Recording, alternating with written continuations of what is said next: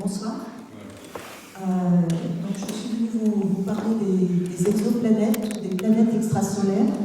On va voir un petit peu, c'est un sujet de l'astrophysique qui a émergé ces 30 dernières années.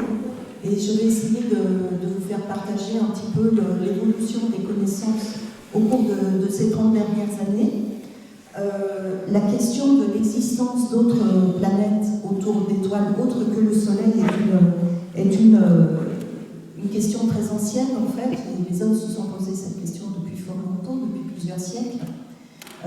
Cependant, tant qu'on a été dans le système de Ptolémée qui mettait la Terre au centre du monde et le Soleil qui tournait autour, c'était assez difficile de se poser d'envisager l'existence d'autres terres, parce que la Terre tenait un rôle tellement particulier.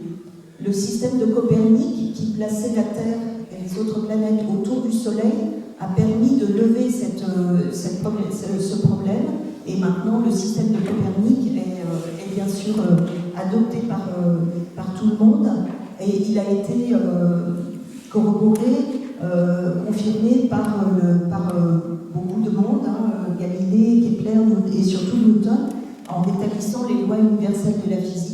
Donc là, il n'y a plus de questions à se poser de ce côté-là.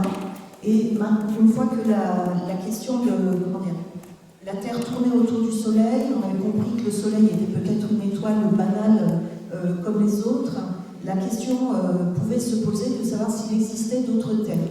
Et les philosophes comme Fontenelle ont posé la question au XVIIIe siècle, est-ce qu'il y aurait d'autres terres, d'autres mondes autour d'autres étoiles?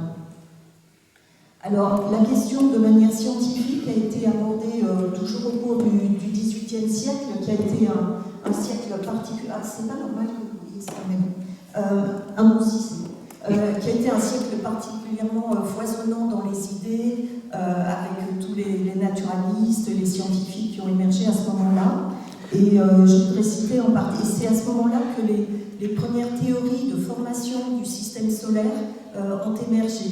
Et dans ce cadre, je voudrais citer Buffon, qui était un grand naturaliste dijonnais, et qui a proposé une théorie de formation des planètes dans lesquelles elles étaient issues d'une collision entre une très grosse comète et le Soleil, qui aurait arraché de la matière et qui ensuite aurait formé les autres planètes. Buffon a aussi apporté pour la première fois, en faisant des manips de physique sur le refroidissement de sphères chaudes, a apporté une première idée de l'âge de la Terre. Il l'a daté à peu près à 10 millions d'années, alors qu'on n'avait pas du tout d'idée de l'âge de la Terre avant. Alors l'histoire dit que peut-être il pensait même que c'était plus, mais il avait peur que les gens trouvent qu'il poussait le bouchon un peu trop loin. Donc 10 millions d'années annoncées par Buffon à cette époque-là, au XVIIIe siècle. Et bien sûr, après, il y a eu les théories de Kant et de Laplace, théorie de la nébuleuse primitive, qui donnait un premier cadre de formation, un premier scénario de formation des planètes autour du Soleil. Alors, dans ce scénario, le Soleil et les planètes venaient de l'effondrement d'une nébuleuse de gaz et de poussière, effondrement, aplatissement et finalement formation des planètes. Alors bien sûr, c'était pas toutes les étapes de la formation des planètes n'étaient pas là décrites, mais les idées étaient là quand même, et on verra que cette théorie de la nébuleuse primitive, qui date de la fin du XVIIIe, finalement, on l'utilise toujours aujourd'hui. Alors, à cette époque-là, bien sûr, on ne connaissait pas toutes les planètes du système solaire, on n'est pas sûr de les connaître encore aujourd'hui, d'ailleurs toutes. Donc, le Soleil, Mercure, Vénus, la Terre, Mars, qui sont des planètes telluriques avec un sol solide, Jupiter, Saturne, Uranus, Neptune, qui sont des planètes géantes, avec Jupiter, la plus grosse des planètes du système solaire. Donc les planètes géantes sont essentiellement constituées de gaz, même si on pense qu'au moins pour Jupiter, il y a un noyau solide qui fait une dizaine de masses de la Terre à l'intérieur. L'essentiel de leur masse est sous une forme de gaz, et Jupiter fait 300 fois, pour donner une idée, Jupiter fait 300 fois la masse de la Terre, et est situé 5 fois plus loin du Soleil que la Terre. Alors depuis, et essentiellement grâce à l'exploration spatiale, les planètes du système solaire sont beaucoup mieux connues, on connaît mieux la composition chimique de leur atmosphère, en particulier des planètes géantes, mais aussi des planètes telluriques. On a exploré des comètes avec une précision évidemment jamais égalée, vous en avez quelques-unes ici, les astéroïdes, et tout ça, ça permet ça a permis de préciser le scénario de formation des planètes du système solaire. Alors on pense, comme Laplace, que les planètes et les étoiles se forment à l'intérieur de nuages de gaz et de poussière. Les poussières font typiquement 1 micromètre, voire moins, et beaucoup de gaz. Et là on voit par exemple la nébuleuse d'Orion, imagée par le télescope spatial. À l'intérieur de ces nuages de gaz, des petites condensations peuvent se former qui vont constituer la fameuse nébuleuse primitive que l'on voit tout en haut, qui va, comme Laplace le disait, qui va s'effondrer. Sous l'effet de la rotation va s'aplatir et ce qui va permettre de... La matière va se concentrer au centre, va se précipiter au centre pour former la future étoile, qu'on appelle la proto-étoile. Donc ça c'est par accrétion. Et à l'extérieur du disque, le disque va s'aplatir de plus en plus, va tourner, et c'est à l'intérieur de ce disque que l'on va progressivement former les planètes. Alors dans le cas du système solaire, on pense que pour former les planètes, on part de grains donc de l'ordre de la taille du micron, et il faut arriver à former des terres et des noyaux de planètes géantes. Alors jusqu'à présent, on a envisagé des processus, des étapes si vous voulez, qui sont le passage par l'état de cailloux de l'ordre du centimètre. Les grains de tout petits, microniques ou submicroniques, vont se coaguler pour former des cailloux de l'ordre du centimètre. On a un passage, on sait qu'on passe à une étape de ce qu'on appelle les planétésimaux, qui sont les briques de formation des planètes. Et ces planétésimaux, ils font à peu près 1 km, typiquement la taille des comètes, 1 km, 10 km. Donc de cet ordre-là. Il y a encore quelques mystères du passage des petits corps de 10 cm aux planétésimaux. Avant, on pensait qu'il y avait une barrière, ce qu'on appelait la barrière de 1 mètre. C'est difficile de fabriquer, se faire coller des cailloux suffisamment efficacement pour former des cailloux plus gros. Parce que quelquefois, ce que les expériences montrent, c'est que quand on fait collisionner des cailloux entre eux, ils peuvent avoir tendance à se casser plutôt qu'à rester ensemble. Donc là, il y a un petit problème derrière cette étape-là. On peut peut-être franchir, dont on va peut-être comprendre on va peut-être trouver des solutions à ce problème-là. Donc à partir des planétésimaux, près de la Terre, on va pouvoir former, toujours par rencontre, avec très peu de vitesse, de différence de vitesse, on va pouvoir former des corps d'une centaine de kilomètres ou de quelques centaines de kilomètres qui vont ensuite eux-mêmes se rencontrer pour se coalescer pour former les planètes telluriques. Ça c'est quand on est près du Soleil. Quand on est plus loin, on va former, on a beaucoup plus de matière, parce qu'on a beaucoup de matière glacée en particulier. Donc on va former, au lieu de former des corps de 100 km, on va former les noyaux de planètes géantes qui vont faire 1000 ou quelques milliers de kilomètres, et jusqu'au moment où ils vont être assez massifs pour accréter le gaz qui est autour. Alors, ce que les observations nous disent, c'est que les planètes géantes, elles doivent être formées très vite, parce qu'on sait que le gaz autour des étoiles jeunes que l'on observe aujourd'hui, de quelques millions d'années, on sait que le gaz disparaît très vite. Et vous verrez, on a la preuve maintenant que les planètes géantes se forment effectivement en 1 ou 10 millions d'années, mais extrêmement vite. Pour ce qui est des planètes telluriques, Pendant longtemps, on a pensé qu'elles se formaient en dizaines ou centaines de millions d'années. Maintenant, on pense qu'elles se forment elles aussi assez vite, plutôt quelques dizaines de millions d'années et plus quelques centaines comme on pensait avant. Alors évidemment, on sait depuis plus d'un siècle que notre galaxie, on connaît l'existence de notre galaxie, donc un ensemble d'une centaine de milliards d'étoiles. On sait qu'il y a aussi des milliards de galaxies dans l'univers, donc ça fait beaucoup d'étoiles et la question se pose de savoir combien il y a de planètes autour de ces étoiles. Et nous, ce qui nous intéresse quand on étudie les exoplanètes, c'est de connaître la fréquence, donc le taux de systèmes planétaires autour des autres étoiles que le Soleil. On veut connaître leurs propriétés, leur architecture, savoir si elles ressemblent toutes au système solaire, aux planètes du système solaire ou pas. On veut comprendre les processus de formation, savoir si de nouveau ça ressemble à la façon dont les planètes du système solaire se sont formées ou pas. Et on veut connaître les propriétés des exoplanètes et on veut éventuellement trouver des signes, au moins chercher des signes de vie sur les planètes qui ressembleraient le plus à la Terre. La grosse difficulté, l'astronomie jusqu'à maintenant a été une science qui est basée sur l'observation. On fait des observations, on essaie de les interpréter, ou parfois on prévoit des choses et on essaie de les observer. Alors maintenant, si on veut observer des planètes extrasolaires, si on veut les voir vraiment, c'est extrêmement difficile parce que les planètes, là j'ai représenté la Terre et Jupiter, autour de par rapport à leur étoile, sont beaucoup moins brillantes que leur étoile. On a des rapports de à peu près 100 millions pour Jupiter par rapport au Soleil, et pour la Terre, c'est plusieurs milliards de fois. La Terre est plusieurs milliards de fois plus faible en brillance que le Soleil. Donc c'est extrêmement difficile.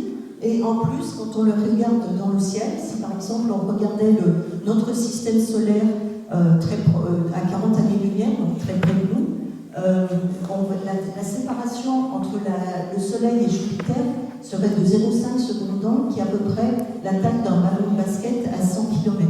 Donc c'est extrêmement difficile, et la Terre serait évidemment 5 fois plus... ça serait 5 fois plus difficile. Donc c'est difficile parce qu'on a ce problème de contraste de brillance, de lumière entre l'étoile et la planète, et aussi parce qu'elles sont très proches l'une de l'autre dans le ciel.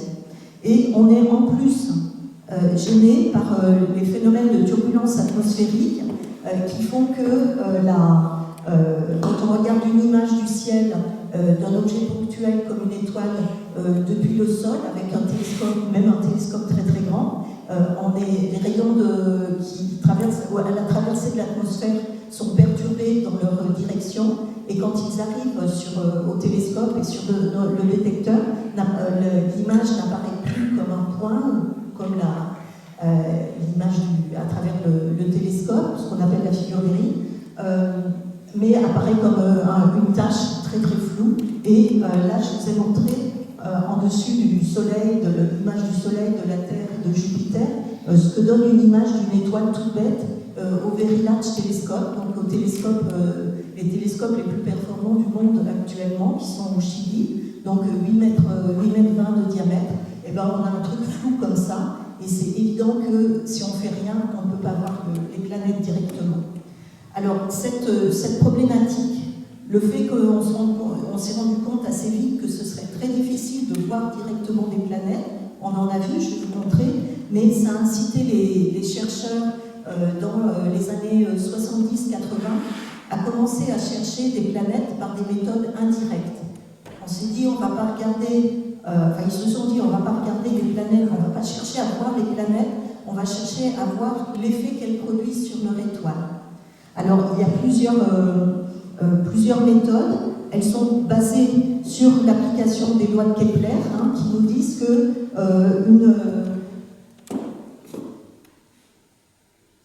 on sait que peut-être ça va marcher, je ne sais pas. Ça ne marche pas. Voilà. On sait que les planètes tournent autour du Soleil de manière réciproque. En fait, quand on dit que les planètes tournent autour du Soleil, elles tournent autour du centre de gravité du Soleil et des planètes. Donc si j'imagine que j'en ai deux simplement, le Soleil au centre et une planète, elle tourne autour du centre de gravité du système Soleil-planète. Ce qui fait que le Soleil, lui aussi, tourne autour l'étoile, elle aussi tourne autour du centre de gravité. Et c'est par cette astuce-là qu'on peut essayer de détecter de manière indirecte des planètes. Là, vous voyez que l'étoile dans le ciel va légèrement bouger. Si on est capable d'avoir la précision qui va bien pour détecter le bouger des étoiles dans le ciel, on peut remonter, on peut se dire, ah ben tiens, c'est peut-être dû à une planète, on peut essayer d'estimer ses propriétés. Alors évidemment, c'est très difficile parce que si on met le Soleil à 10 parsecs, donc très près toujours de nous, le déplacement du Soleil lié à Jupiter est très très petit, il fait 2 millisecondes d'angle, donc c'est très petit, et il est 1000 fois plus petit pour la Terre. Donc c'est très difficile, et pour l'instant on n'a pas découvert de planète par cette méthode, mais le satellite Gaia qui a été lancé par l'Agence spatiale européenne en 2013 va en détecter probablement quelques milliers. Simplement, pour l'instant, il est en train d'acquérir les données et l'analyse sera faite à la fin pour rechercher ces exoplanètes, mais il en trouvera vraisemblablement quelques milliers. Donc cette méthode va donner des résultats dans quelques années. Une autre méthode, j'ai du mal, hein. Voilà. Une autre méthode est toujours en utilisant le fait que l'étoile se déplace dans le ciel parce qu'il y a une planète autour. En se déplaçant, on va s'intéresser cette fois-ci aux variations de vitesse qu'elle a par rapport à nous. Et par des techniques Doppler qui consistent à étudier les spectres des étoiles. Je n'ai pas donné de noms. Je ne sais pas pourquoi ça marche comme ça. Voilà. Par des techniques de spectroscopie, on va être capable de mesurer les variations de vitesse de l'étoile par rapport à nous et de déduire les propriétés de la planète. Alors, Jupiter, par exemple, sur le Soleil, produit des variations de vitesse de l'ordre de 13 mètres par seconde sur une période de 12 ans. L'espèce de variation de la sinusoïde là qu'on voit va varier à la mesure de la période de la planète autour de l'étoile. C'est-à-dire, si on a une planète qui tourne en 12 ans autour de son étoile, comme là, et bien là, notre courbe sera parcourue en 12 ans. Pour la Terre, elle tourne en 1 an, la courbe sera parcourue en 1 an, mais l'amplitude, c'est-à-dire la quantité de variation qu'on a, va être plus faible pour la Terre, et on a là le 8 cm/s, ce qui est très peu. Alors la première planète extrasolaire en orbite autour d'une étoile semblable au Soleil a été détectée par cette méthode. Il s'agit de 51 Pégase B, qui a été détectée en 1995 par les collègues Michel Mayor et Didier Queloz en utilisant le télescope de 192 cm de l'Observatoire de Haute-Provence. Par cette méthode-là, en fait, à ce moment-là, ils ne cherchaient pas des planètes. Il se trouve qu'eux ne cherchaient pas des planètes, mais ils étudiaient des systèmes binaires d'étoiles, et ils sont tombés sur ce système-là, qui montrait une périodicité de 4 jours, donc très très courte, et une amplitude très très petite, donc qui ne pouvait pas ressembler et qui ne pouvait pas être due à une étoile. Et en fait, en regardant, en appliquant les lois de Kepler, ils se sont rendus compte que ce signal devait venir d'une planète qui était à peu près 2 fois plus petite en masse que Jupiter, 2 fois moins lourde que Jupiter, mais qui tournait en 4 jours autour de son étoile, alors que Jupiter, je vous l'ai dit, tourne en 12 ans. Donc c'était quelque chose de très très... ça a été un résultat très très important parce que d'abord ça montrait que les planètes extrasolaires existaient. Alors pour la petite histoire, il y avait déjà eu quelques années avant un système un peu comme celui-ci qui avait été découvert par une équipe américaine à laquelle Michel Mayor était associé. Et cette planète, elle faisait, quand on regardait les amplitudes, elle faisait à peu près 11 masses de Jupiter. Donc il faut savoir qu'on appelle planète tout corps qui est à peu près, dont la masse est jusqu'à 13 masses de Jupiter. Cette masse est fixée par l'amorçage des réactions de brûlage de l'hydrogène dans l'étoile, et dans le corps, les planètes ne brûlent rien. quand les objets sont plus massifs, on a des naines brunes qui ne vont pas brûler l'hydrogène mais du deutérium. Et enfin bon, toujours est-il que pour ce corps-là, ils ont plutôt pensé qu'il s'agissait d'une naine brune et pas d'une étoile. Et ils l'ont trouvée 6 ans avant 51 Pégase, et elle a été classée comme une naine brune, alors que si ça se trouve, il s'agit d'une planète elle aussi. Ce qui est intéressant pour 51 Pégase B, c'est qu'elle tourne en 4 jours autour de son étoile. Ça veut dire qu'elle est à peu près 100 fois plus près de son étoile que Jupiter ne l'est du Soleil. Et ça posait aussi une question très intéressante parce que les théories de formation des planètes ne permettent pas d'imaginer qu'on puisse former une planète d'une telle masse aussi près de l'étoile. Donc ça voulait dire qu'il fallait il fallait expliquer ça. Alors ça, c'était donc la première planète extrasolaire autour d'une étoile de type solaire, donc qui ressemble au Soleil.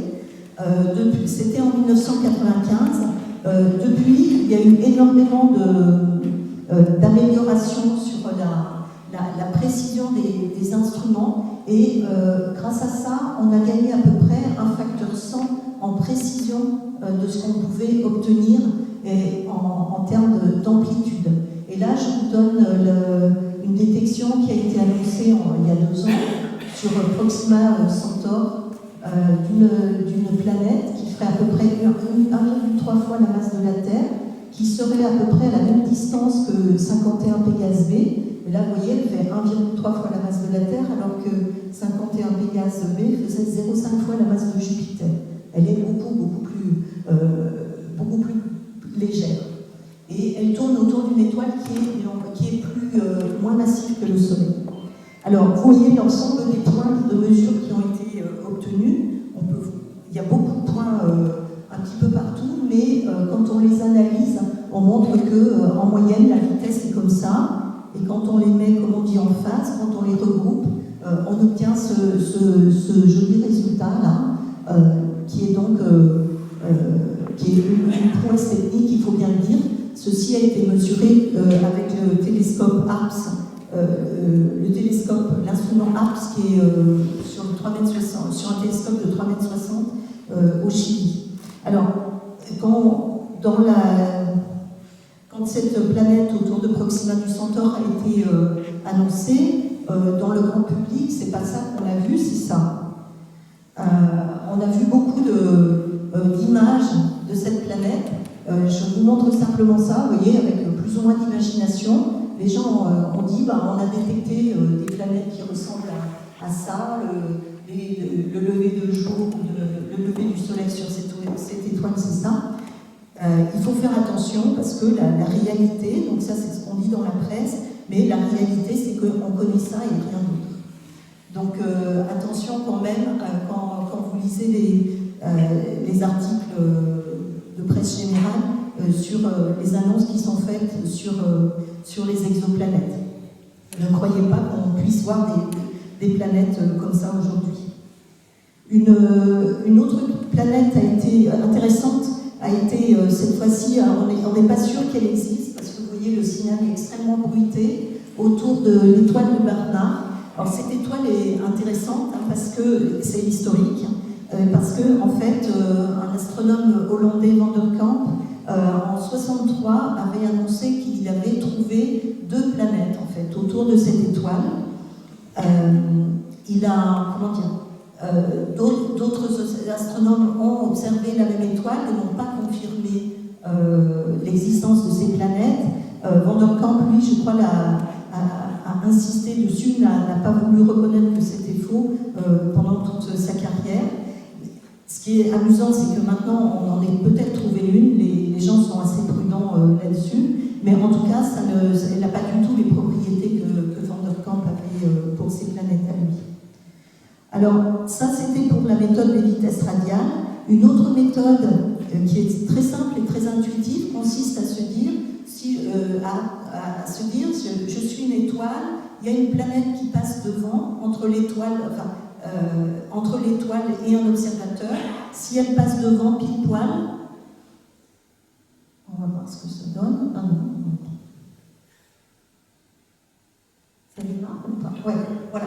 Quand la planète passe devant l'étoile, si on est bien orienté, et si on suit la lumière qu'on voit l'étoile ici, tant que la planète n'est pas devant, il ne va rien se passer. Et quand elle passe devant, elle va créer une très légère éclipse. Elle va cacher un petit bout de la surface de l'étoile. Et donc, on recevra moins de lumière. Donc, la méthode, dans le principe, est simple. C'est ce qu'on appelle la photométrie. Il s'agit de suivre la lumière des étoiles et de voir quand on a des baisses périodiques. À chaque fois que la planète va passer, quand on aura des baisses périodiques de la lumière de l'étoile, on se dira qu'il y a une planète et la quantité de lumière qui a disparu va nous donner une information sur le rayon de la planète par rapport au rayon de l'étoile. La difficulté, bien sûr, il y en a une, c'est que, par exemple, on reprend l'exemple de Jupiter autour du Soleil, une telle éclipse va se produire, on appelle ça un transit en fait, un tel transit va se produire tous les 12 ans, et la variation de flux va être très petite, c'est de l'ordre du %. Et en plus, ça va durer très peu de temps, ça va durer quelques heures. En revanche, pour une Terre, la variation de flux va être encore plus faible, 100 fois plus faible que par rapport à Jupiter. Elle va se produire tous les ans, mais elle va durer quelques minutes. Donc tout ceci nous montre que si on veut détecter des planètes par la méthode des transits, il faut vraiment regarder beaucoup d'étoiles, parce qu'il faut que la planète soit orientée, le plan de rotation de la planète soit orienté favorablement par rapport à l'observateur, et il faut les observer sans s'arrêter. Donc ça, évidemment, c'est très difficile, mais quand même, alors, il y a eu une détection de planète, mais c'était une planète qui était déjà connue par les vitesses radiales, mais on a détecté son transit en 1999, c'est un Américain qui a fait ça, et vous voyez le transit qui est très clair sur cette étoile HD 209 458. Et là, on a encore une planète qui tourne en 3 jours et demi, donc ça c'est encore assez facile, on peut observer pendant 3 jours et demi. On imagine bien que quand il s'agit de chercher un Jupiter qui tourne tous les 12 ans, il faut observer pendant très longtemps, il faut observer au moins 2 fois 12 ans en gros, pour qu'on se dise qu'on y croit un petit peu. Donc c'est une méthode qui va être bien adaptée pour les planètes qui tournent, qui sont près de leur étoile. Cette planète donc, est proche de son étoile, à peu près comme 51 Pégase B, et elle fait 1,3 fois le rayon de Jupiter. C'était les débuts de l'histoire des transits. Maintenant, il y a eu 2 générations. On sait, bien sûr, en allant dans l'espace, on est moins gêné par les perturbations de l'atmosphère, l'absorption de l'atmosphère, cette fois-ci, de l'eau en particulier, etc. Là, c'est beaucoup plus stable. Et on peut pointer des objets tant qu'on veut pendant très longtemps. Et l'Europe, et en particulier la France, en fait, le CNES a lancé très tôt, en 2006, un premier satellite qui est allé regarder, aller chercher des planètes par cette méthode. Il étudiait aussi en même temps les propriétés stellaires, les pulsations des étoiles, les variations des étoiles, que CBSI connaît très bien et Gérard. Donc Corot était un tout petit satellite qui a tourné, qui a permis de détecter une trentaine de planètes extrasolaires. Il a été suivi par Kepler, un satellite de la NASA, le plus gros, qui a été envoyé 3 ans après, et qui a pu détecter beaucoup de planètes, je reviendrai dessus. Et ce qui fait qu'on a gagné encore, entre 2000 et 2012 maintenant, on a gagné un facteur 100 de nouveau en précision, un peu comme pour les vitesses radiales, et on est capable, là, alors qu'on détectait des objets qui faisaient 1,3 fois le rayon de Jupiter, maintenant, on détecte des objets qui font 1,3 fois le rayon de la Terre.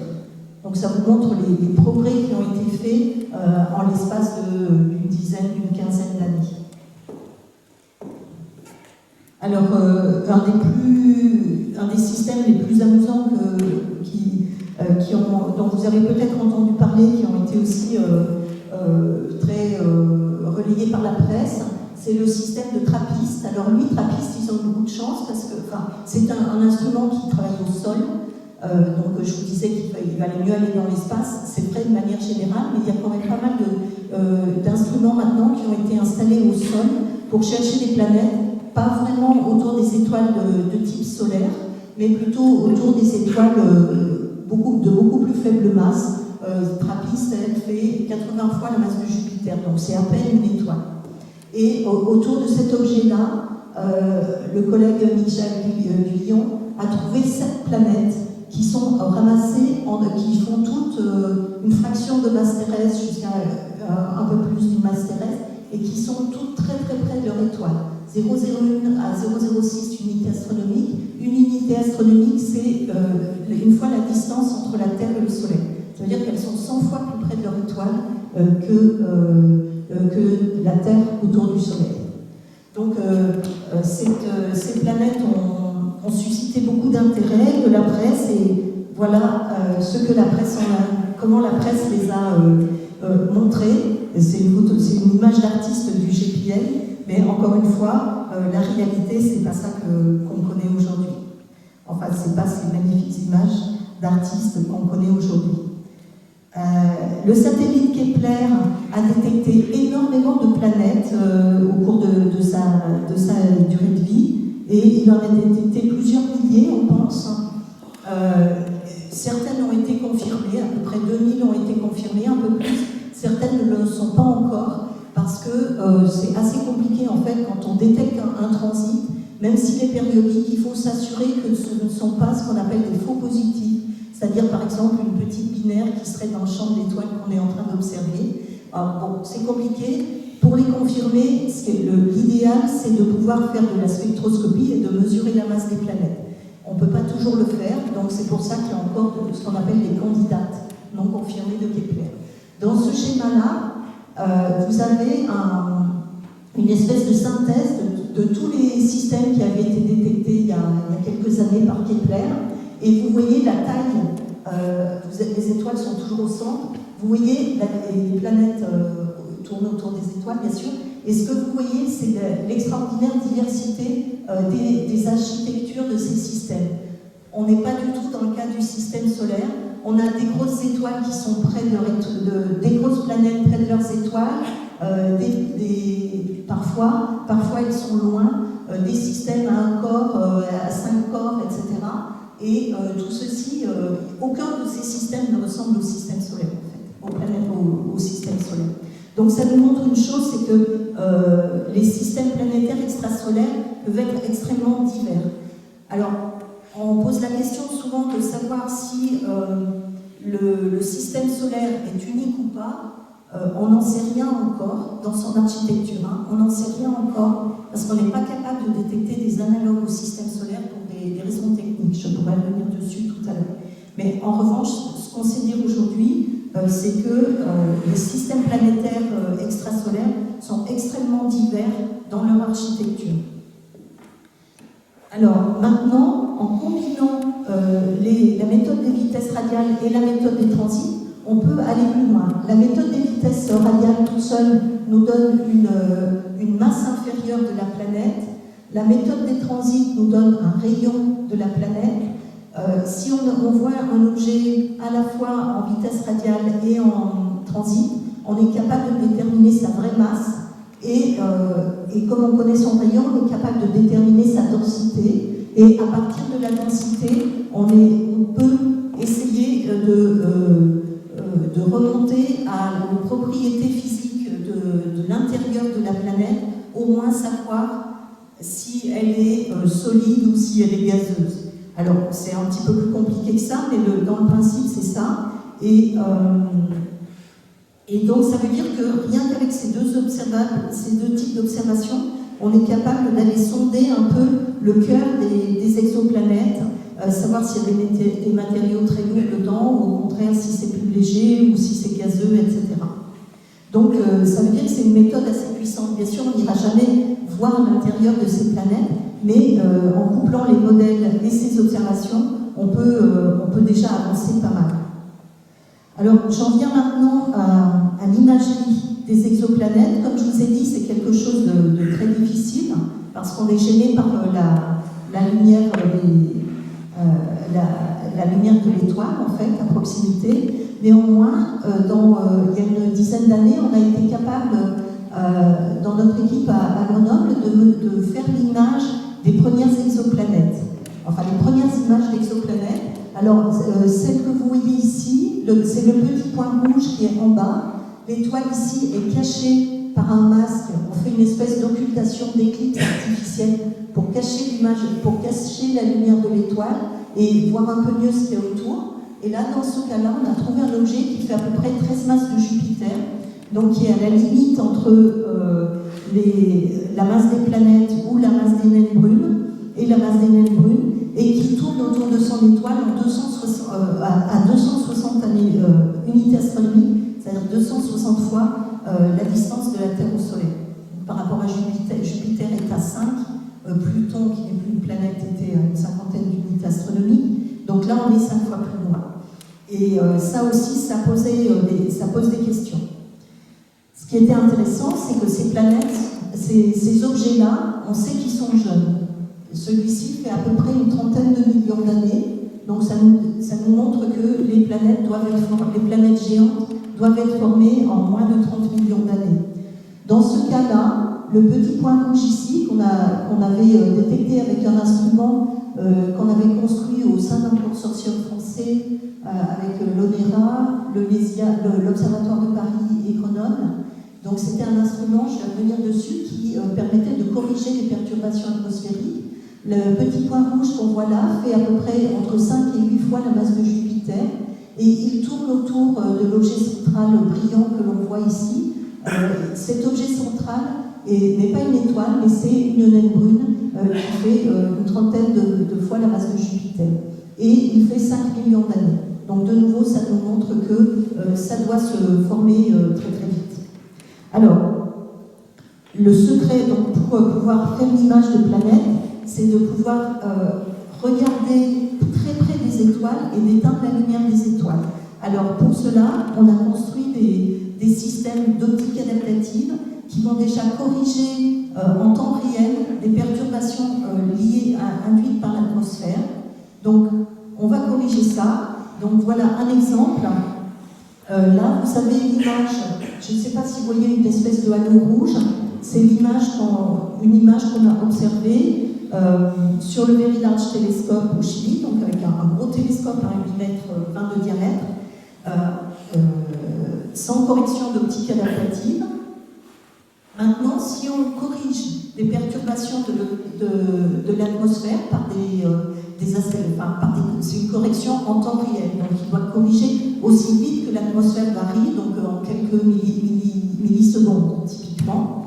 On arrive à cette image. Donc là, c'est vraiment l'image de tout à l'heure. Quand on corrige des perturbations atmosphériques, on obtient ça. C'est la même étoile. On voit ce qu'on appelle la figure de diffraction du télescope avec presque toute la lumière de l'étoile concentrée en un tout petit point. Donc ça, c'est très bien, parce que s'il y a quelque chose à côté, on va avoir plus de chances de détecter que tout à l'heure. Alors, malheureusement, ça ne suffit pas, parce que l'étoile est encore trop brillante. Donc mais on a quand même réussi à augmenter ce qu'on appelle le contraste d'un facteur 1000. C'est-à-dire qu'on peut voir des objets qui sont 1000 fois plus faibles par rapport à une demi-seconde d'angle. On peut voir des objets 1000 fois plus faibles que sans correction d'optique adaptative.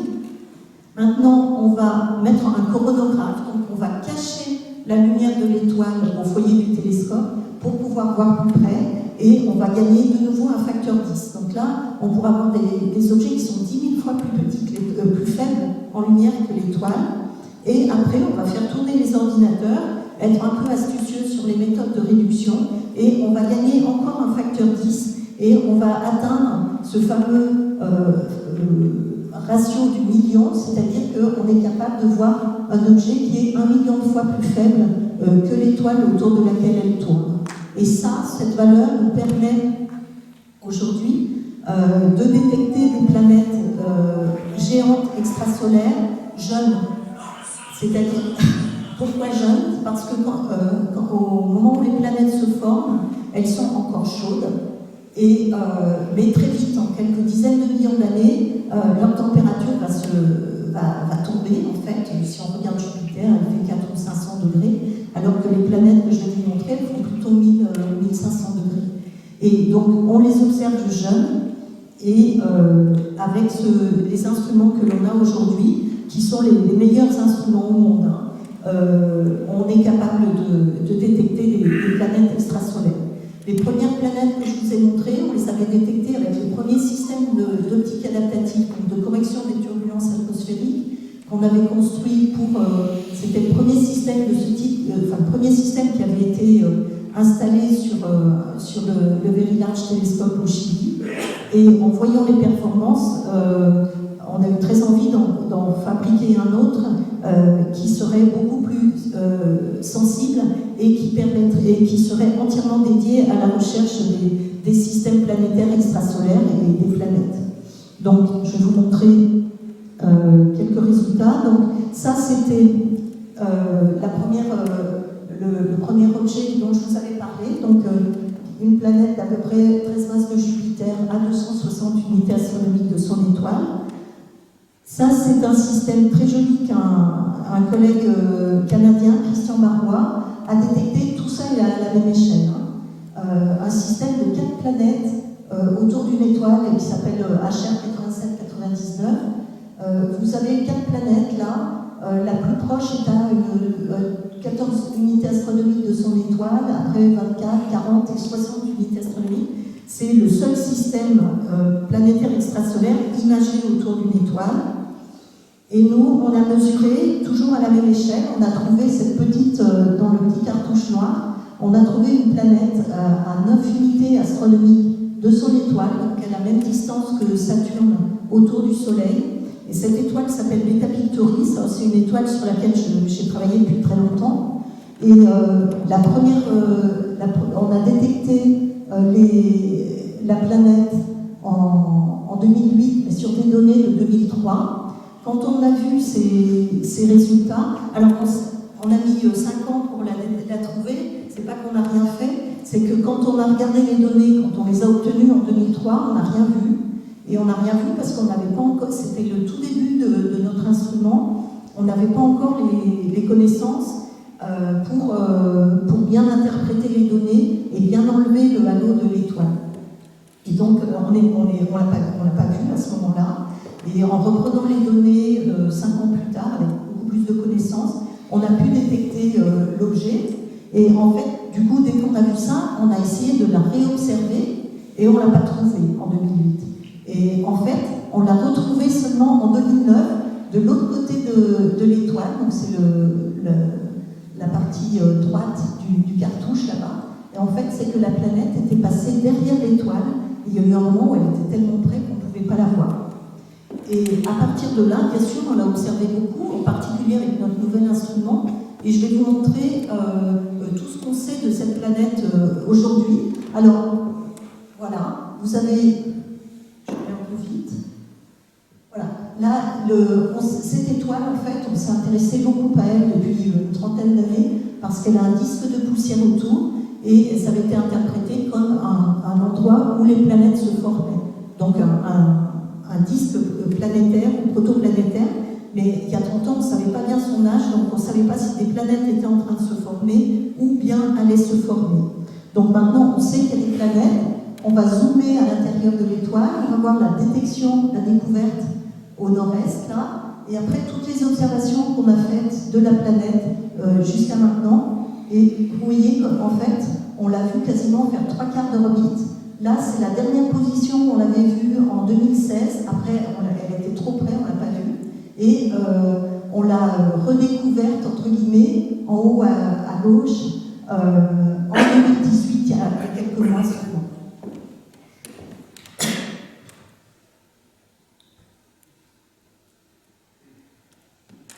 Excusez-moi. Et cette planète est très intéressante parce que c'est la plus proche autour de son étoile jamais observée. Donc vous voyez, on va être bientôt capable de suivre toute son orbite et donc de la déterminer de manière très très précise. Et de faire aussi beaucoup d'autres études dessus. Ce système a une vingtaine de millions d'années, donc de nouveau ça nous montre bien que les planètes géantes doivent être formées très très vite autour de leurs étoiles. Donc les dernières images que je vous ai montrées là de Beta Pictoris B étaient faites par notre nouvel instrument sphère qu'on a installé au Chili en 2014. On a commencé à observer avec lui en 2015. Il y a un autre instrument concurrent au Chili aussi, fait par des Américains. Et c'était un petit peu la course entre les deux instruments pour détecter les planètes en imagerie. Et en fait, on en a détecté très peu. On en a détecté, avec SPHERE, on en a détecté 2, et les concurrents en ont détecté 1. Mais ça veut dire qu'en fait, il y a peu de planètes géantes massives autour des étoiles. Alors, une que j'aime bien montrer, qui est toute récente, qu'on a détectée l'an dernier avec notre instrument SPHERE. Vous voyez le point lumineux, l'étoile cachée derrière le coronographe, le point lumineux, et un disque qui apparaît ici comme une ellipse par projection. Et cette étoile, elle est très jeune, c'est très intéressant parce qu'elle fait entre 2 et 14 millions d'années. Elle est à peu près à 25 unités astronomiques de son étoile et elle est probablement tout juste formée. On ne sait même pas s'il n'y a pas de la poussière, il y a probablement de la poussière autour. Et le disque qu'on a là s'appelle un disque protoplanétaire, c'est-à-dire les planètes sont en train de se former dedans, alors que le disque de Beta Pictoris que je vous avais montré, les planètes étaient probablement bien formées déjà. Alors ces disques protoplanètes, donc ça c'est une planète qu'on a trouvée avec notre instrument SPHERE. Et avec cet instrument, on a été capable de détecter plein de disques protoplanétaires comme celui que je vous ai montré tout à l'heure. Et ce qui est très très remarquable par rapport à ces observations, c'est que tous ces disques ont des structures avec des trous à l'intérieur. Ils ont plutôt des formes d'anneaux ou parfois des formes de spirales. Alors si on les regarde comme ça, on voit les spirales, comme celle en haut à droite. Si on les regarde comme ça par la tranche, on voit des structures un peu moins évidentes comme celle à côté. Mais tout ça, ça nous montre que la matière sur ces disques qui font quelques millions d'années est déjà extrêmement structurée, sous forme de spirale, sous forme de sillon. Et on a très envie, c'est pas la seule interprétation, mais toutes ces structures pourraient être dues à des planètes autour de ces étoiles. Donc de nouveau qui feraient quelques millions d'années au plus. Alors, ce qu'on sait aujourd'hui des exoplanètes, il y en a à peu près 4000 qui ont été détectées, la plupart par technique indirecte, vitesse radiale et surtout les transits. C'est vraiment la méthode des transits aujourd'hui qui donne le plus de résultats. Les vitesses radiales sont extrêmement précieuses parce qu'elles permettent de déterminer les masses. On a détecté en imagerie, c'est ce qu'on voit en haut dans ce schéma, j'aurais dû vous le dire. On a l'habitude de tracer la distance de la planète à l'étoile en abscisse et en verticale la masse de la planète. Et ceci nous permet de voir un petit peu les familles de planètes qu'on trouve. Et ce qui est très intéressant, c'est qu'on retrouve en haut la famille des Jupiters chauds, donc des planètes massives, Jupiter, quelquefois la masse de Jupiter, très très proche de leur étoile. On trouve aussi une catégorie de planètes qui n'existent pas dans le système solaire. Les planètes du système solaire sont données ici par les points rouges, Mercure, Vénus, la Terre, Mars, Jupiter, Saturne, Uranus, Neptune. Vous voyez que, déjà, ce que je vous disais tout à l'heure, avec les techniques qu'on a aujourd'hui, on n'est pas capable de détecter des planètes qui ressemblent aux planètes du système solaire, à l'exception peut-être tout juste de Jupiter. Et on voit une famille de planètes qui n'existent pas dans le système solaire, qui sont ce qu'on appelle les super-terres. Dans le système solaire, les planètes telluriques, la planète tellurique la plus massive, c'est la Terre, et on n'a pas de planètes qui font 2 fois, 3 fois la masse de la Terre. Et alors que dans les planètes extrasolaires, on en trouve plein. Donc ça, c'est quelque chose d'intéressant. On a trouvé aussi, il y a aussi des planètes qu'on appelle des planètes océans, parce que les études, comme je vous ai montré tout à l'heure, combinées de la masse et des rayons, montrent qu'il y a des planètes dans lesquelles il y a des océans, ou au moins il y a beaucoup d'eau en subsurface, des géantes glacées, il y en a beaucoup, et on trouve aussi des géantes très massives, de plusieurs fois la masse de Jupiter, jusqu'à 10-13 fois la masse de Jupiter, très très éloignées de leur étoile. Ça, c'est ce qu'on voit en imagerie directe. Et du coup, ces orbites, ces planètes-là, on ne les attendait pas. À la fois celles qui sont très près de leur étoile, comme 51 Pégase B, 100 fois plus près que Jupiter de son étoile, ou celles qui sont au contraire 100 fois plus loin. Et du coup, ça c'est un résultat, je pense, assez fondamental, en tout cas très important, des recherches d'exoplanètes. C'est cette variété d'orbites, donc des orbites, des planètes très très près de leur étoile, des planètes très très loin, mais aussi des planètes sur des orbites très excentriques, donc qui tournent pas rond, qui tournent sur des orbites très elliptiques, et aussi des planètes sur des orbites très inclinées. Dans le système solaire, les planètes tournent à peu près toutes dans le plan de l'écliptique. Elles sont toutes dans le plan de rotation du Soleil, alors que dans le cas des exoplanètes, on a trouvé des exoplanètes qui sont très très inclinées. Donc ça pose des questions. Toutes ces études, ces découvertes-là posent des questions sur la formation, les processus de formation des planètes géantes, parce que là, en l'occurrence, on parle de planètes géantes. Et en fait, ça a déjà le fait que, par exemple, on trouve des planètes très très loin de leur étoile, on sait qu'elles n'ont pas pu se former, comme j'ai raconté tout à l'heure, comme a pu se former Jupiter, ou ont pu se former les planètes géantes du système solaire. Donc on pense qu'elles se sont formées d'une autre manière, qui serait par exemple une instabilité gravitationnelle dans le disque au moment de la formation. Et cette instabilité gravitationnelle ferait que l'étoile, la planète se formerait dans le bloc sans passer par toutes ces étapes, et il n'y aurait pas nécessairement d'ailleurs un cœur rocheux au centre. Donc ça, c'est ce qu'on pense aujourd'hui. Après, le fait qu'il y ait des planètes sur des orbites inclinées ou qu'il y ait des planètes très très proches de leur étoile, ça nous montre qu'il s'est passé quelque chose. Les planètes géantes que l'on trouve très très près de leur étoile n'ont pas pu se former à l'endroit où on les observe, donc on pense qu'elles se sont formées plus loin, par exemple comme Jupiter, au-delà de ce qu'on appelle la zone des glaces, c'est-à-dire au-delà dans une région où l'eau est sous forme de glace, et donc ça donne beaucoup de matériaux solides pour former le cœur des planètes. Et on pense que ces planètes donc, se sont formées comme les planètes comme Jupiter ou Saturne, mais ont ensuite interagi avec le disque et ont migré vers l'étoile pour s'approcher très très près de l'étoile. Donc ça, c'est une des hypothèses.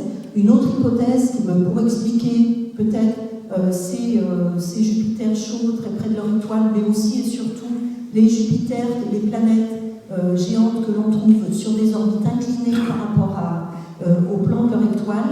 Là, on pense qu'il s'agit surtout, et probablement, que c'est le résultat d'interactions de systèmes à trois corps où on a une étoile et plusieurs planètes, et la planète la plus massive, en gros, va éjecter les autres, et certaines vont se retrouver tomber sur l'étoile, d'autres vont être éjectées, mais il y en a qui vont se retrouver sur des orbites inclinées. Alors, tout ça, ça montre que la genèse des planètes, les premières dizaines, peut-être les premières centaines de millions d'années des planètes, de la vie des planètes est quelque chose de très agité, et que les planètes ne restent pas forcément à l'endroit où elles se forment. Alors, dans le cas du système solaire, on sait maintenant que les planètes les géants du système solaire ont légèrement bougé, ce qui a provoqué, dans le cas du système solaire, ce qu'on appelle le grand bombardement tardif, autour de 700 millions d'années. C'est à ce moment-là, c'est la migration de Jupiter et de Saturne qui a provoqué une espèce de chamboulement dans les résidus de formation des planètes.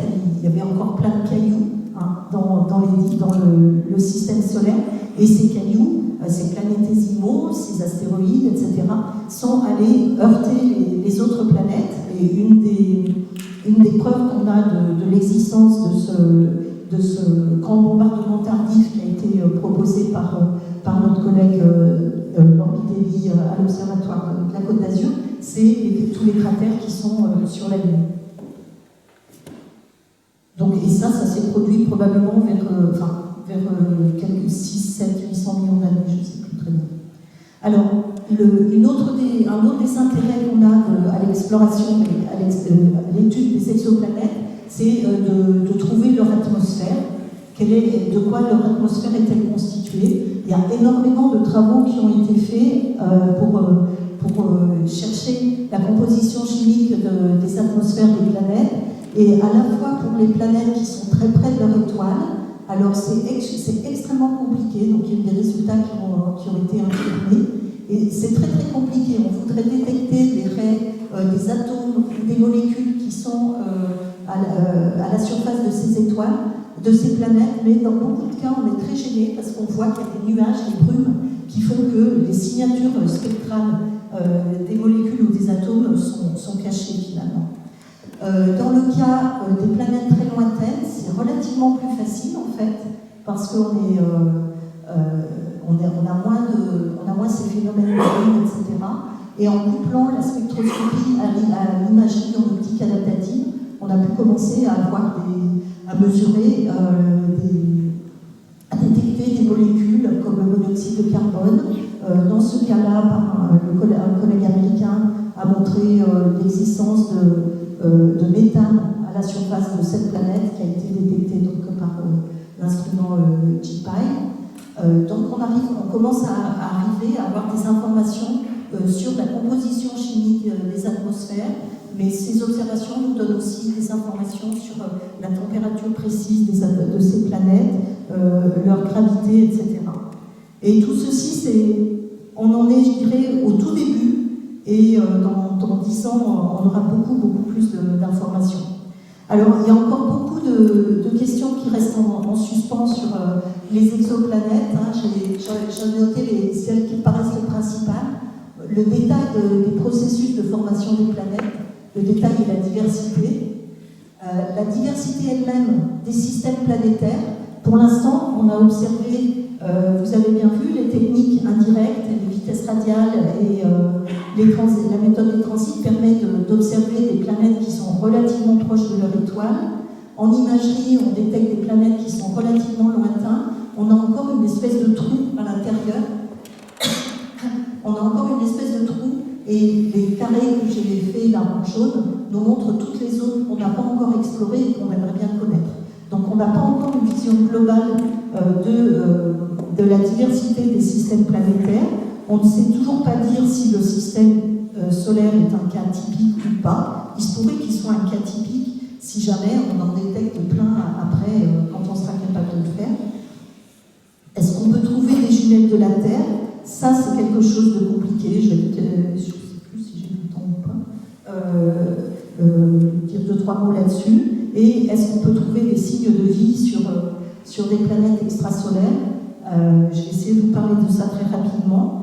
Ce qu'on a montré, alors, on voudrait, un des objectifs importants qu'on a aujourd'hui, c'est de chercher des analogues à la Terre, des jumelles de la Terre autour d'étoiles ressemblant au Soleil. Et ça, c'est très difficile, parce que les étoiles elles-mêmes vont nous gêner, en fait. Les étoiles, elles sont recouvertes les étoiles elles-mêmes sont variables, et la variabilité des étoiles, donc je ne vais pas y arriver. Non, ça ne va pas marcher. Voilà. On a des tas de surface, on a des tas d'inhomogénéité à la surface des étoiles, à beaucoup d'échelles. Ça va des granules à la supergranulation, aux taches solaires que l'on voit ici. On a de l'activité.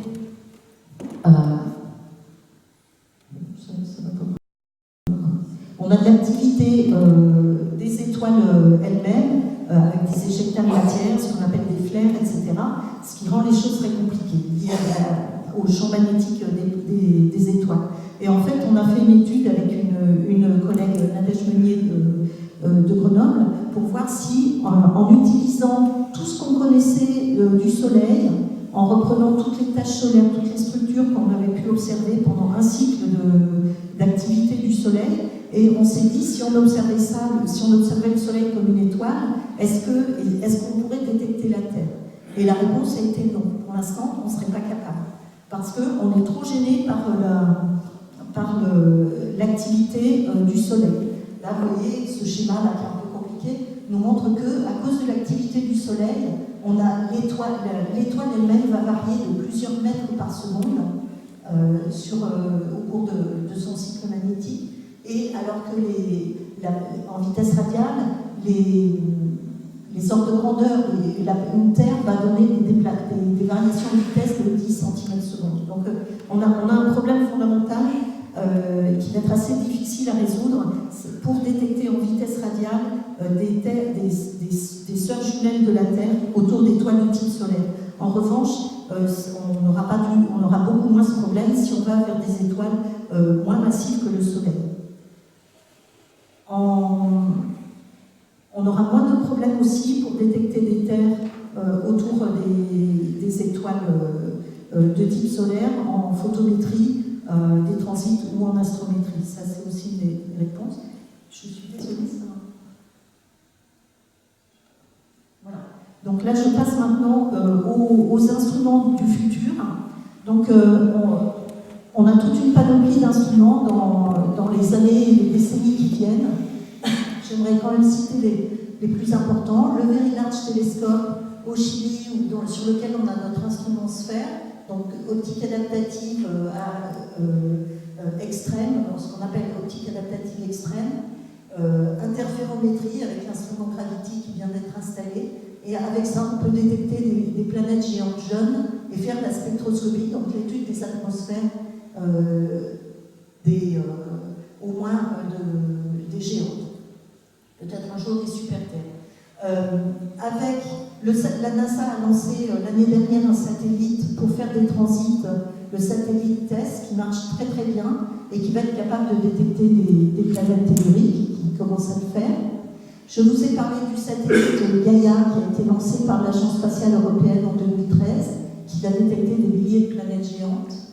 Le télescope spatial, le frère du Hubble Space Telescope, qu'on appelle le James Webb Space Telescope, qui sera lancé en 2021. Alors lui, il ne va pas faire des surveys, il ne va pas chercher des nouvelles planètes, mais il va surtout étudier très précisément, et en particulier en spectroscopie, ces planètes pour déterminer leur composition chimique. Et là, il y a de très beaux résultats à attendre. L'ESA va lancer le satellite Cheops en octobre-novembre de cette année, si tout va bien, qui va être un petit peu comme le satellite TESS, qui va faire qui va chercher des planètes en transit, des planètes telluriques. Donc ça, c'est pour l'avenir proche. L'avenir un petit peu plus lointain, on a au niveau européen un très grand projet, très très beau projet, qui est l'Extremely Large Telescope, donc un télescope de 39 mètres de diamètre, qui est en cours de construction dans le désert d'Atacama. Là, vous voyez les fondations telles qu'elles étaient en octobre-novembre. Donc, télescope de 39 mètres, ce sera le plus grand télescope au monde, qui pourra faire de l'imagerie, de la spectroscopie, des planètes géantes jeunes d'abord, des super-terres, mais à mon avis pas avant 2030, en tout cas pas avec la première génération d'instruments qui va être installée dans les années 2026-2027. Donc ça c'est pour l'Europe. En restant d'Europe, un satellite plateau qui va détecter des milliers de transits de planètes géantes, de super-terres et de terres. Le plateau va être lancé en 2025. Le satellite Ariel qui va être lancé en 2028, qui lui va étudier très très précisément la composition chimique des atmosphères des planètes géantes et des super-terres. C'est un satellite de l'ESA encore, il sera lancé donc en 2028. Après, si on va plus loin, il y a des projets d'imagerie et qui sont à l'étude à la NASA en ce moment. Dont l'objectif final est de faire l'imagerie des jumelles de la Terre. Donc là, on est sur des échelles de temps de plutôt 2030. C'est extrêmement compliqué technologiquement, mais c'est aussi très très joli. Il y a par exemple à l'étude, nous pour l'instant, quand on fait de l'imagerie et de la coronographie, on met un petit instrument au foyer du télescope pour cacher la lumière.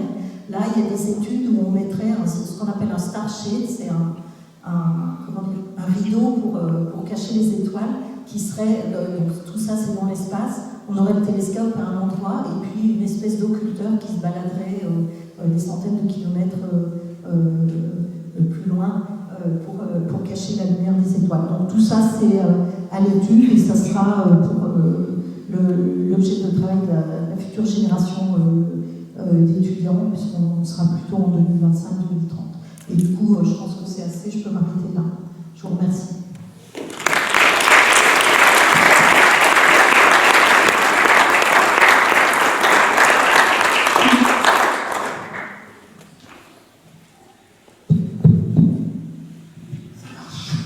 Des questions?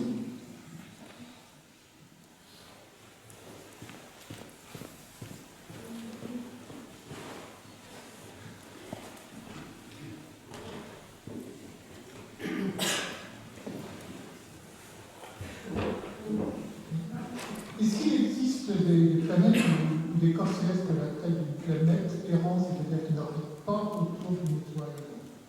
Alors oui, la réponse est oui. Il y a ce qu'on appelle les planètes isolées. Alors, c'est pas vraiment des planètes parce que dans la définition consacrée par l'Union astronomique internationale d'une planète, c'est qu'elle doit tourner autour d'une étoile. Donc, formellement, ce ne sont pas des planètes, mais ce sont des objets qui font quelques masses de Jupiter, pour ceux qu'on connaît, et qui se baladent. Alors, il y a plusieurs hypothèses pour les expliquer. C'est que soit ils auraient été expulsés, comme je vous ai dit tout à l'heure, quand on est dans des systèmes avec plusieurs planètes, ça fait un peu partie du billard, quoi, il y en a qui vont être éjectés. Soit il y a d'autres hypothèses, c'est que il y en a qui étaient formés assez loin, et au cours du déplacement dans la galaxie, quand il y a deux systèmes qui passent, deux systèmes stellaires qui passent, il y en a qui peut perturber les objets qui sont très loin et très faiblement liés gravitationnellement à leur étoile parente. Voilà. Mais pour aucun de ces objets, on est capable de dire d'où ils viennent. S'il vous plaît, bonjour. Bonjour. Je voudrais que vous rappeliez ou expliquiez si, dans le cas où on trouve plusieurs planètes autour d'une étoile, elles sont, un peu comme ce qui se passe dans le système solaire, plus ou moins coplanaires. C'est-à-dire, en fait, si elles ont tendance à tourner des trucs au même plan, les unes des autres. Oui. Alors, on ne sait pas toujours. Pour certaines, on sait que c'est vrai. Par exemple, les planètes de TRAPPIST, elles sont relativement, que je vous ai montré tout à l'heure, elles sont relativement dans le même plan.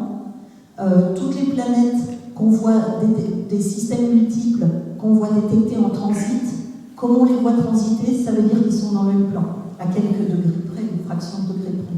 Donc ça, comme il y en a beaucoup qui ont été détectés en transit, ça veut dire qu'il y en a beaucoup qui sont dans cette configuration-là. Mais les autres sont peut-être plus difficiles à détecter aussi. En vitesse radiale, on en détecte quelques-unes. Simplement, on a moins d'objets. Est-ce qu'elles ont tendance justement à se rapprocher du plan galactique ou bien dans quel sens? C'est le plan de rotation de l'étoile, hein, c'est l'écliptique.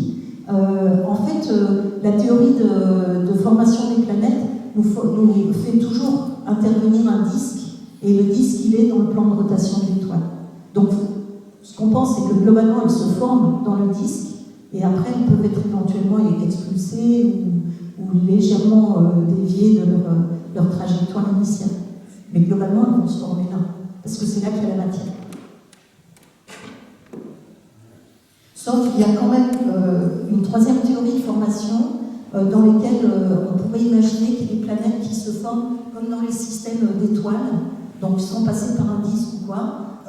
Les systèmes stellaires naissent souvent multiples, hein, et quand il y en a trois, ils ne sont pas nécessairement dans le même plan, et ils se forment par agression tout seuls.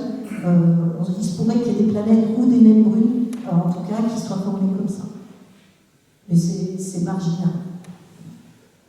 Par rapport à la composition chimique de ce qu'on peut observer sur différentes planètes, vous avez cité notamment le méthane, et il se trouve qu'il y a des discussions, je crois, à propos de la présence de méthane sur la planète Mars, avec des moments où on en mesure et des moments où on ne le retrouve plus.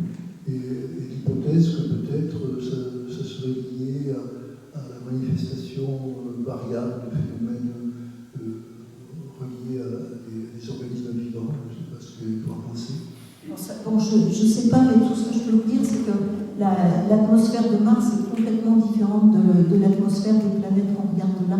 Ce sont pratiquement toutes des géantes. Donc, les atmosphères des planètes telluriques, on sait qu'elles sont très particulières, elles sont très différentes, celles qu'on observe aujourd'hui, de ce qu'elles étaient au moment de leur formation, parce qu'il y a beaucoup de choses qui entrent en jeu, il y a du volcanisme, il peut y avoir du volcanisme, du dégazage, etc. Donc on ne peut vraiment pas faire la comparaison. Et sur Mars, l'origine des variations du méthane, je ne sais pas.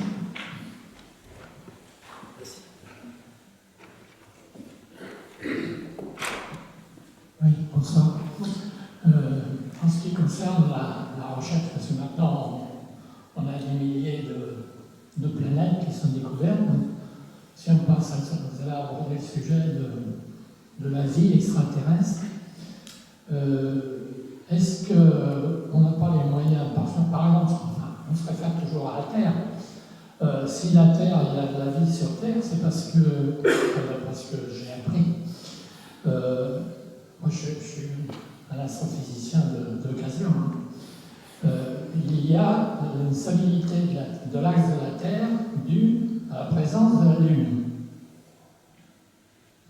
Une fois, j'en ai discuté avec un astrophysicien à Florence qui m'a dit le contraire, mais la plupart du temps, j'ai entendu ça. Cela étant, mis à part les cycles de Milankovitch, etc., l'axe de la Terre est relativement fixe. S'il n'était pas fixe, il ne pourrait pas y avoir de vie sur Terre. Parce que l'axe baladant, je dirais, sur des périodes de quelques centaines de millions d'années, la vie n'aurait pas la possibilité d'apparaître ou elle serait détruite dans un cycle suivant. Alors, question, est-ce qu'en dehors de l'étude des atmosphères des planètes telluriques, évidemment, on aurait la possibilité de détecter des lunes extraterrestres? C'est une très bonne question. On en cherche par diverses méthodes. Par les méthodes de transit, on peut détecter éventuellement des lunes qui généreraient des éclipses secondaires par rapport au transit de la planète elle-même. S'il y a une lune autour, on peut imaginer qu'il y ait un tout petit transit. Il faut une très bonne précision. Mais oui, c'est envisagé. Il y a même eu, je crois, des tentatives de détection, mais on ne sait pas sûr. Okay. Merci.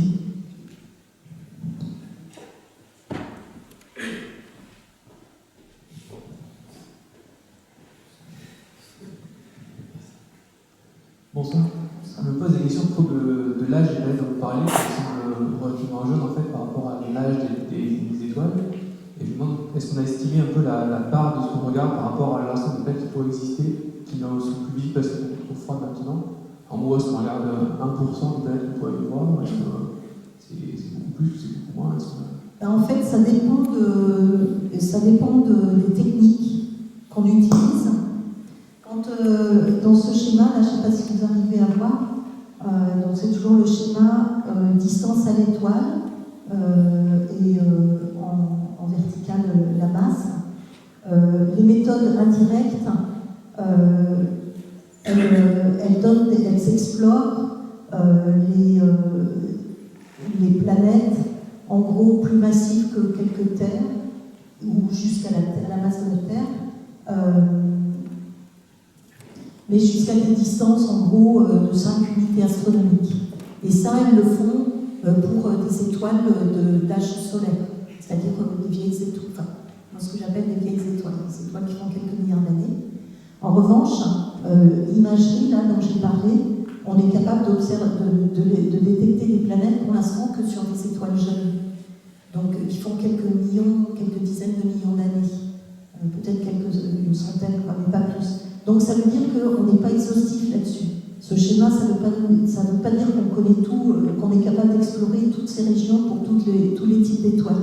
On a des grands trous. Les étoiles de type solaire, on est capable d'explorer que, en gros, la partie où vous voyez des détections. On n'est pas capable d'explorer plus loin, celles qui ont l'âge du Soleil. Donc en gros, on ne sait pas ce qu'il y a à la distance des planètes géantes du système solaire. En gros, sur Saturne, Uranus, Neptune, on n'en sait rien. Et après, on ne sait pas non plus les planètes qui ressemblent à la Terre, les planètes telluriques. On n'est pas encore capable de les détecter non plus. Et ça, c'est à cause plutôt de l'activité des étoiles. Est-ce que je réponds? Je pense que je réponds à votre question. Oui, alors est-ce qu'on peut se dire peut-être qu'il y a 10% des planètes qu'on peut voir et d'autres qu'on ne voit pas, ou c'est impossible d'envisager cette proportion? Moi, je trouve que c'est difficile de faire des chiffres là-dessus. Ce qui est sorti, c'est que à partir des données de vitesse radiale, il y a eu des tentatives pour donner des fréquences de planètes et de dire, par exemple, une étoile sur 10 à une géante, ou toutes les étoiles de type solaire ou plus tardif ont une Terre, mais attention, c'est dans les zones où on est capable de les observer. Et du coup, ça veut dire que la fraction des géantes, qui est aujourd'hui estimée basse, est sans doute plus grande. Il faut espérer, j'espère, parce que moi je travaille à essayer de les trouver. Mais oui, et en revanche, on n'est pas capable, en imagerie, on est sensible jusqu'à 5 passes Jupiter, en gros, on est encore marginalement sensible aux planètes de 1 ou 2 masses Jupiter. Donc il y a encore énormément de travail à faire. Merci.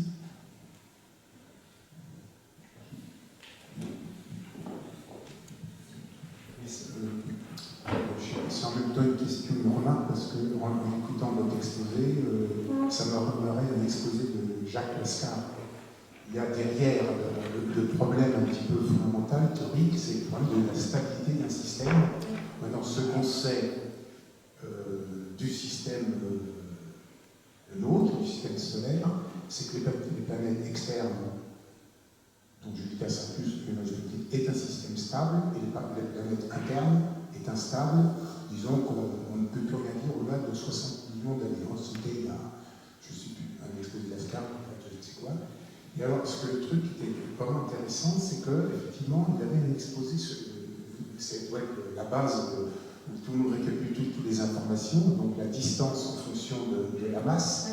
Et alors, il me semble avoir compris, et là je vous demande si je ne suis pas bien compris le truc, c'est qu'il avait l'air de dire que les Jupiters, on va dire, leur position naturelle, c'est d'aller très proche du Soleil. Je crois qu'ils étaient 75% de ce que vous appelez des Jupiters proches, chauds, pardon, proches, et des lointaines. Et ça, il rapportait avec le commentaire que la stabilité, c'est que Jupiter, s'il n'y avait pas Saturne sur le système solaire, si un Saturne n'existait pas, Jupiter devrait être beaucoup plus proche du Soleil. Il nous aurait complètement éliminé. Si je veux dire, on ne pourrait pas en discuter en ce moment. Derrière ça, il y a la folie de tous les systèmes de stabilité. Ça veut dire qu'on ne peut absolument rien mettre aucun ordre dans quoi que ce soit. C'est ça que ça veut dire. Alors, il y a plusieurs choses. Il y a la stabilité, qu'est-ce que ça veut dire? Est-ce que c'est à l'échelle de quelques dizaines de millions d'années? Est-ce que c'est à l'échelle de la vie du système? Donc ça, c'est déjà une première question. Je ne sais pas trop ce que Jacques voulait dire là-dessus. C'est toujours relativement à long terme. C'est toujours... Oui, c'est ça. Même le système, comment dire, le nôtre, à l'échelle de 5 millions d'années, est hyper stable. 5 millions d'années, c'est court. Sauf 5 millions d'années, il ne se passe rien. La théorie des mais perturbations fait des calculs. Mais c'est très peu, 5 millions d'années. Pardon? C'est très peu, 5 millions d'années. C'est très peu. C'est très peu. Oui, c'est très peu. Et l'autre, je ne sais pas ce que Jacques voulait dire exactement pour Jupiter et Saturne, je crois que j'ai compris ce que vous voulez dire, mais dans Kepler, il détecte des Jupiters. Alors certes, ils sont plus proches que Jupiter, parce qu'il n'avait pas la base de temps nécessairement pour aller explorer beaucoup plus loin. On voit bien Jupiter voler. On est à la limite de ce que font les méthodes de transit des vitesses radiales. Moi, je crois qu'il faut être prudent là-dessus. Je ne sais pas. Et, comment dire, là, s'il se basait sur les interactions disque-planète, je ne sais pas vraiment. Encore une fois, tout est une question d'échelle de temps. Je ne suis pas sûre qu'on puisse affirmer aujourd'hui que si on forme un Jupiter à 6 unités astronomiques, il va forcément se cracher sur l'étoile par interaction gravitationnelle avec le disque. Je ne suis pas sûre qu'on puisse dire ça. Non, on ne peut pas dire ça. Dans la théorie du chaos déterministe, ça consiste à dire, de mettre des chiffres, si on déplace une planète dans le système solaire d'un dixième de millimètre, on ne sait plus du tout où est-ce qu'on va trouver la planète. Oui. Donc c'est vraiment, c'est brutal, hein, c'est impressionnant. Hein. Un dixième de millimètre sur une planète, on ne sait plus du tout, de toute façon, si elle est où elle sera. Elle sera quelque part. Oui, et ça, c'est nickel, oui.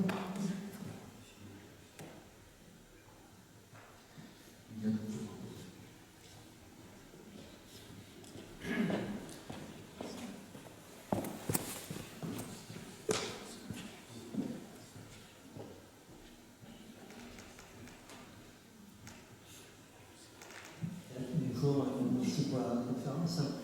Actuellement, on a découvert environ 4000 planètes, dont en gros dans l'environnement du Soleil, quand même, par rapport à la galaxie.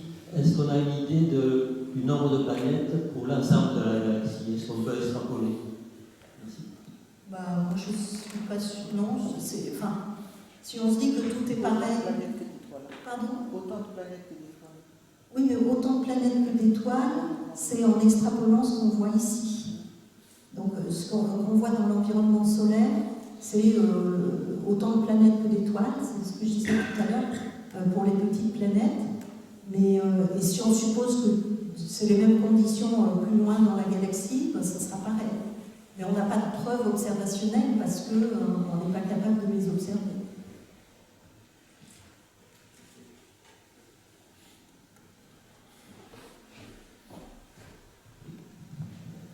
Merci pour votre exposé.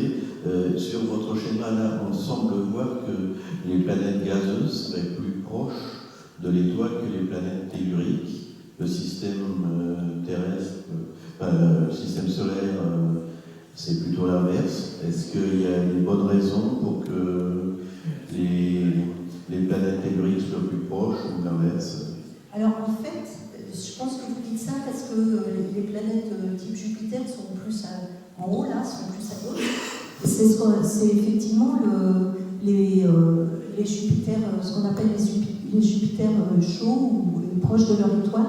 Et ceux-là, ils sont venus comme une surprise. On pense qu'ils ont migré, qu'ils se sont formés plus loin et qu'ils ont migré.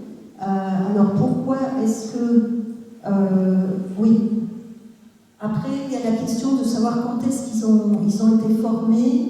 Parce que les Jupiters, on a vu qu'ils se formaient assez tôt. Et donc, un moment où il y a encore beaucoup où le disque est assez dense, le disque dans lequel ils se forment. Donc, il y a possibilité d'interaction et de migration. Même il y a des scénarios où les Jupiters ne sont pas encore tout à fait formés, mais ils vont se balader dans le disque et accréter de la matière. Alors qu'à ce moment-là, et ça c'est un moment où le disque est encore dense, il y a du gaz, il y a de la poussière, il y a beaucoup de gaz surtout. Les planètes telluriques, si elles se forment plus tard, on peut penser que les planètes telluriques se forment plus tard à un moment où il y a moins de disques. Le disque a été expulsé, l'essentiel du gaz, depuis quelques millions d'années, est parti. Donc il n'y aura plus ce même type d'interaction avec les disques. Cela dit, s'il y a des petites planètes, elles ont pu aussi avoir été approchées et puis éventuellement détruites. Mais l'essentiel des planètes telluriques, on pense qu'elles se forment quand même un peu après. Et serait donc plus proche de l'étoile? C'est-à-dire la question, est-ce que le système solaire il est bien représentatif d'une généralité ou c'est vraiment un cas d'espèce? Je pense qu'on ne peut vraiment pas dire. On ne peut pas dire aujourd'hui. Tant qu'on n'aura pas vu plein de planètes géantes à l'extérieur, au-delà de 5 unités astronomiques, on ne pourra pas faire de comparaison. Parce qu'on ne sait pas ce qu'il y a à l'extérieur. Dans les questions précédentes, il y avait la question de la vie sur la planète. La vie sur la planète dépend aussi de la distance, c'est-à-dire de la chaleur. Oui. Il y a une plage de température qui est quand même très étroite. Oui. C'est ce qu'on appelle, c'est comme ça qu'on définit la zone habitable, qui est un terme que je n'aime pas du tout, mais c'est simplement la zone dans laquelle les planètes, l'eau est sous forme liquide au lieu d'être sous forme gazeuse ou solide. Et donc ça définit une petite portion de distance par rapport aux étoiles qui dépend de la température des étoiles. Et voilà.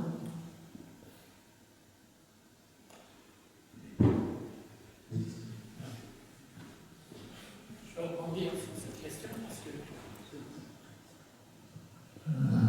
encore une fois, je ne suis qu'un amateur astrophysicien. Le modèle de Nice de M. Morbidelli, parce que j'ai vu depuis de longues années, c'est un système dans lequel, justement à partir des systèmes qui ont été découverts d'exoplanètes, c'est de là, je crois, qu'il est parti pour refaire l'histoire du système solaire et les migrations des planètes, en l'occurrence de Jupiter et de Saturne. Et de Saturne aussi. Est-ce que je me trompe ou pas? Ouais, c'est ce que j'ai vu. Chronologiquement, c'est sûr, parce que le modèle de Nice, il est récent. Il date d'après la découverte des premières exoplanètes. Oui, j'entends bien, mais en l'occurrence, monsieur posait la question sur la position de Jupiter, mais en fait, à partir du moment dans le modèle de Nice où on a que Jupiter, je crois, se serait formé très loin, se serait rapproché du Soleil, puis après, il serait reparti. Oui, mais donc, on ne peut pas je dirais, prendre le modèle actuel, la position actuelle du système solaire comme un modèle, puisqu'il a évolué au cours du temps. Tout à fait, oui. Ouais. Mais là, on parle de migrations qui ne sont pas les mêmes que les migrations qui font tourner les Jupiter chauds. Ah oui. Ça, c'est différent. Ces migrations-là, c'est l'interaction avec le disque, donc c'est différent. Mais ce que vous dites est vrai. Mais c'est bien ça. Ce qui a bloqué quand même la détection des exoplanètes pendant des années, c'est précisément ça. Moi, je me souviens, dans les années 80, et Sylvie, tu dois te souvenir aussi, les gens, ils allaient chercher des exoplanètes au CFH. Il y avait Bruce Campbell, un Canadien, qui cherchait un analogue à Jupiter, autour de Epsilon Eridani. Et donc, comme Jupiter tourne en 12 ans autour de son étoile, il allait observer tous les 4 mois Epsilon Eridani et puis d'autres étoiles. Et parce qu'il cherchait Jupiter à la distance du Soleil aujourd'hui. Et ça montre bien, on cherche toujours ce qu'on connaît en fait. Et si finalement on avait pensé qu'il pouvait y avoir des Jupiters chauds, on les aurait trouvés plus tôt que ça. Et en fait, ce qui est drôle, c'est que dans les théories dans les années 80, justement, Lynn et Papalouzeau, qui étaient deux théoriciens dynamiciens, avaient prédit que les planètes, ils étudiaient la formation des planètes, et ils avaient prédit qu'il y avait des planètes qui devaient migrer vers l'étoile. C'est le début des années 80. Et comme dans le système solaire, on ne voyait pas ça, et c'était un résultat qui était resté presque sans écho, et il est ressorti au moment de la découverte des Jupiters chauds. Jupiter chaud. Ouais. Ok.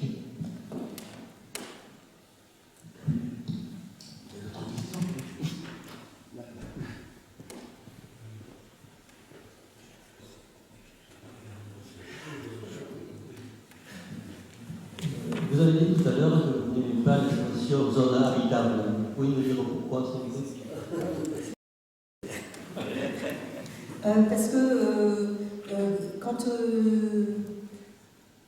Parce que parfois ma mère m'appelle en disant « Ah, il y a des planètes qui sont habitées ». Parce que les gens entendent, je dis ma mère, mais il y a plein d'autres gens qui entendent zone habitable et qui pensent que les planètes sont habitées ou peuvent être habitées. Et c'est évident que la présence d'eau liquide à la surface d'une planète, c'est peut-être une condition nécessaire, mais c'est absolument pas une condition suffisante. Et le mot habitable, les gens ont tendance à ne pas voir qu'il s'agit d'une condition nécessaire seulement. Enfin, voilà. Et ils ont tendance à penser qu'elle est suffisante. Donc je trouve que c'est un peu... c'est un terme un peu mal choisi. Mais il est rigoureux, hein, c'est pas un problème, mais il est mal interprété souvent.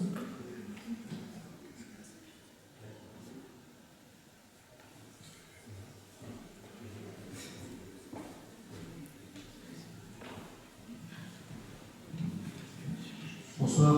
Est-ce qu'on est capable de détecter si une planète a un champ magnétique? Ça joue aussi dans la habitabilité. Oui. Ils vont demander si on est capable de détecter si on est capable. Oui. Aujourd'hui, non, à ma connaissance, non. Déjà, de trouver le champ magnétique des étoiles, c'est pas toujours facile. Les planètes, pour l'instant.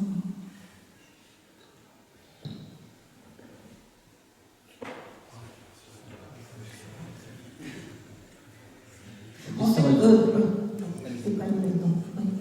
La question a dit que vous avez été d'autres questions.